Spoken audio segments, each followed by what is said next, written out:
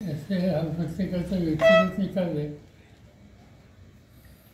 वाहनात्मक अफीम हे आमच्याकडनं करण्याचं काही कारण नाही आणि त्याचं कारण बारामती मतदारसंघाचे लोक आम्हा लोकांना वर्ष ओळखतात.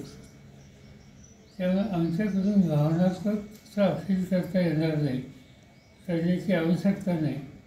पण ज्या पद्धतीनं विरोधकांच्याकडनं भूमिका मांडली जाते ती पद्धती, त्यांची भाषणं ही काहीतरी वेगळं सुचवतात आणि त्याची नोंद समंजस मतदार बारामतीचं निश्चितपणाने घेईल आणि योग्य तो निर्णय घेईल.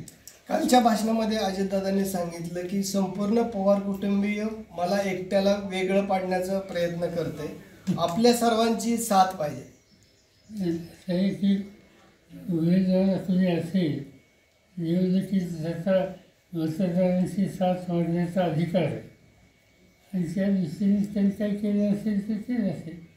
पण संपूर्ण लोक एका कुटुंबाच्या एका बाजूला आहे आणि मीच एकटा असं सांगणं याचा अर्थ लोकांना स्वतः भावनात्मक भूमिका मांडून त्यांची सहानुभूती ही मिळवण्याचा प्रयत्न त्या ठिकाणी दिसतो. एका बाजूला अजित पवार गटाकडून जर काही कार्यकर्ते शरद पवार गटात त्यांना धमकावल्याचा देखील प्रकार. कार्यकर्त्यांनी सांगितलं की आम्हाला टेलिफोन येतात, आम्हाला बोललं जातं, आम्हाला दमदाटी दिली जाते, तुला एखादा मी बसवलं सांगितलं जातं वगैरे वगैरे अनेकांच्याकडून.